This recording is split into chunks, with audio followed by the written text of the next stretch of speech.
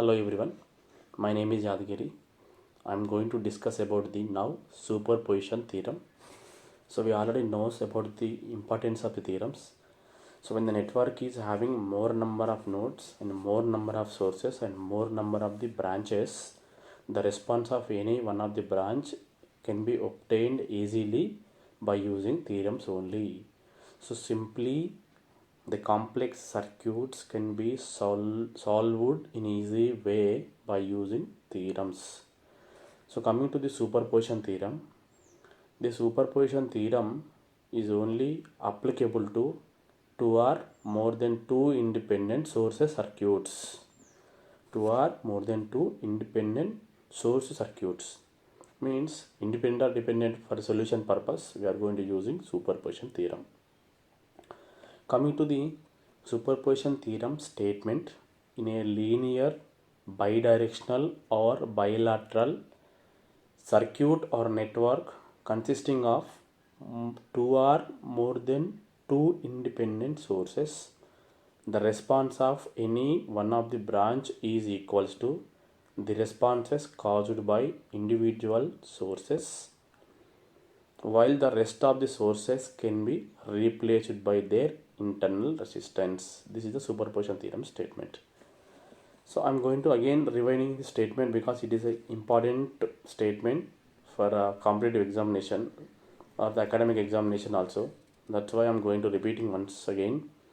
The superposition theorem states that linear bilateral two-terminal network consisting of two or more than two independent sources, the response of any one of the branch is equals to the algebraic sum of the responses caused by individual sources, while the rest of the sources can be replaced by their internal resistance. So steps to apply the superposition theorem are, so in a simple circuit we are going to apply the superposition theorem. So what are the steps are involved in that one? The first, for example, we are considering the two independent source circuit is there. By applying the superposition theorem to that circuit, first we are going to consider one source, the rest of the source can be replaced by their internal resistance if it is mentioned. Otherwise, if we are going to take a short circuit or open circuit. So after that we are going to find the responses individually, or the question they are mentioned the particular element only, we are going to calculating that response only. After that, second source will be activated mode and the rest source means previous source will be deactivated mode. Again we are going to calculating the response across the particular element.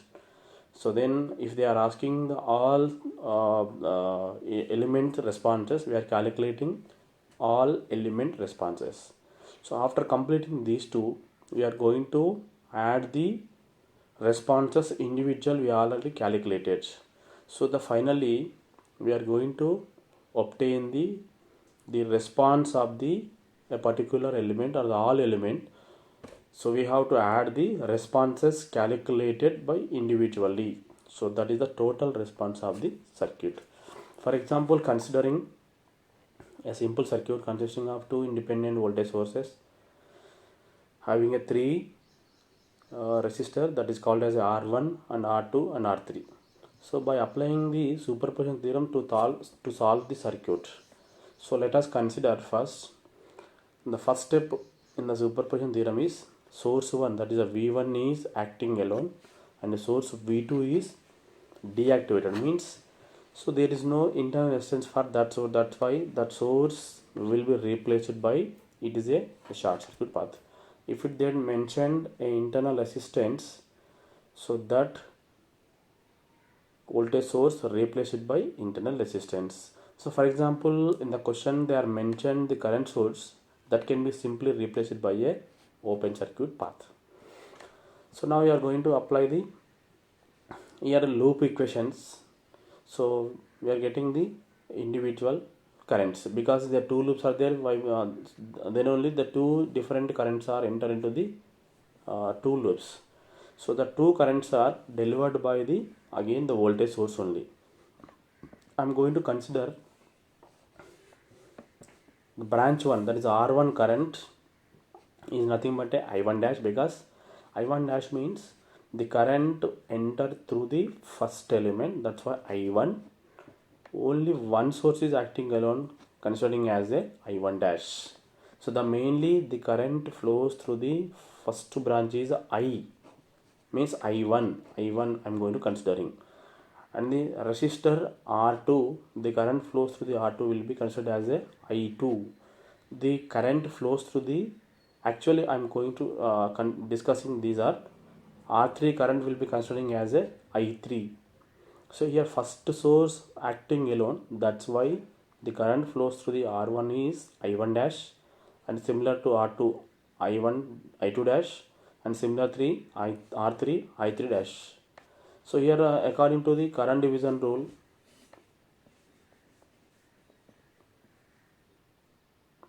so we are going to calculate the current value individually, or we are going to apply the loop equation to solve that loop equations. Will get the I1 and as well as I3, and after those two we have obtained, and then easily calculated the remaining current value. So this is the first step we are going to calculate it, and second one is, the step 1 is completed. Then coming to the step 2, now the previously V1 is activated, now V2 is activated, source 1 is our previous source is deactivated. Again the current will be same, the R2 current will be I2, and R3 current will be I3, R1 current will be I1. I'm going to considering the source 2, that's why R2 double dash the current in the R2, I2 double dash the current in the R2, I1 double dash the current in the R1, I3 double dash the current in the R3. So again we are applying basic loop equations on the voltage, resistor reduction technique also we are going to use, and according to Ohm's law we'll get the total current. First the total current which is delivered by this circuit as a I2 double dash. So this I2 double dash, which is equals, according to Ohm's law, total voltage by the total resistance.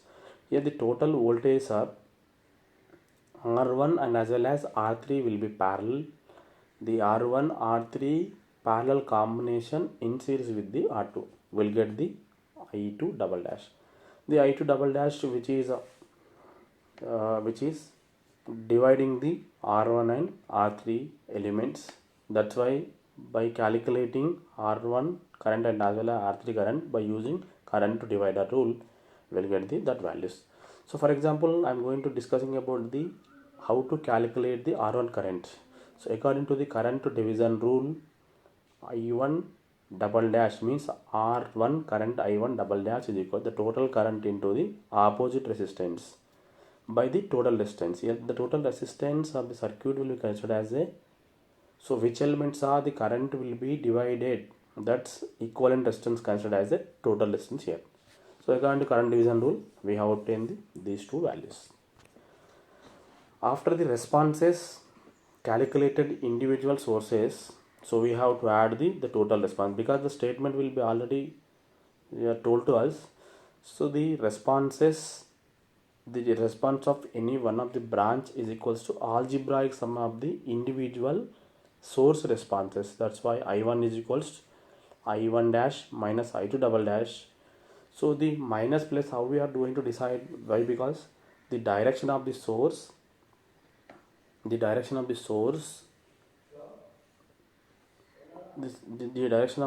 current will be decide that one. So that's why the minus and as well as plus will be divided to these equations. So finally the responses we have to add individually and we'll get the total response individually. This is the superposition theorem complete explanation. And come again we are going to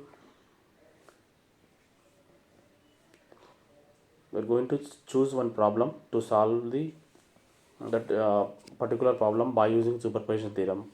So in the question, they find the current through the 10 ohm resistance in the given network by using the superposition theorem. Here the question they are mentioned, one voltage source and as well as one current source. So by applying the superposition theorem to this circuit, here first step is source 1 is acting alone and source 2 is deactivated, and after that complete solution we have obtained, then we are again source 2 is activated mode, source 1 is deactivated mode. First step we are going to considering, or we are going to write activating or active the voltage source 16 volt source acting alone, and the current source will be deactivated, which is replaced by a open circuit terminals. So again here the 16 volts which is delivering the current I1, that I1, the total current will be I1. So the I1 will be divided between the 4 ohms and as well as 10 ohm. That's why it will be dividing. The different current flows through the 10 ohm and 4 ohm branch. So that current will be considered as a I2 and this current will be considered as a I1. By using the KVL we have to obtain those two equations. We'll get the responses individually, or according to Ohm's law also we have applied and we'll get the total response. So for example, by applying the Ohm's law, we need to calculate the current which is delivered by the 16 voltage source. The total current is equals total voltage in the circuit divided by the total resistance. How to calculate the total resistance? So whenever the end path of this circuit is there, we are going to approaching the reduction technique from that end. Here the 4 ohm is there, 4 ohm is the end of the circuit, and that's why this 4 and 10 will be series. The 14 combination will be parallel to the 4, and after that the whole combination in series with the 4. So 14 in parallel to 4, and that 4 will be series to the 4, will get the equivalent resistance. The ratio of the voltage to the equivalent resistance will get the total current which is delivered by the 16 voltage source.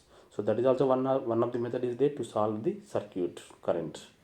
And here we are going to considering the loop equation according to KVL, and we'll get the two equations, and to solve the equations we'll get the loop 1 current and loop 2 current. But our aim is to calculating the current through our response through the 10 ohm resistance. That response to the 10 ohm resistance means loop 2 current will be same. That's why the current flowing through the 10 ohm branch will be 0.5 amperes.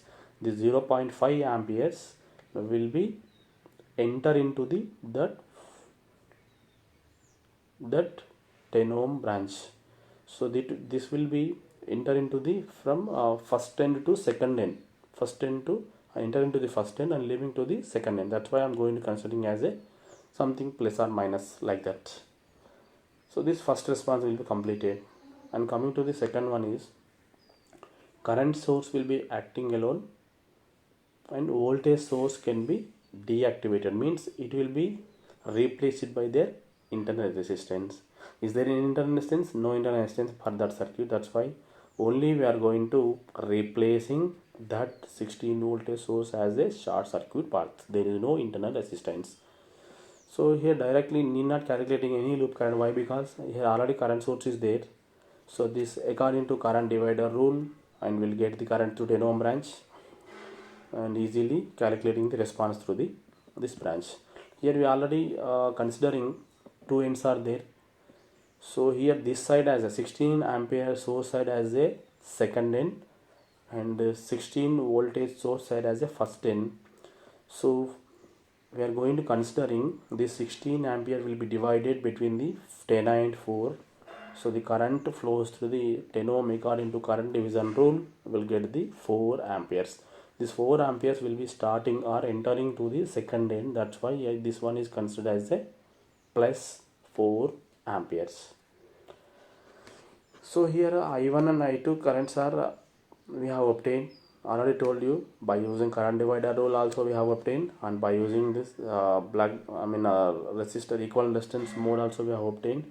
The current divider also we have obtained the individual responses, but we have to calculate the current through the 10 ohm branch.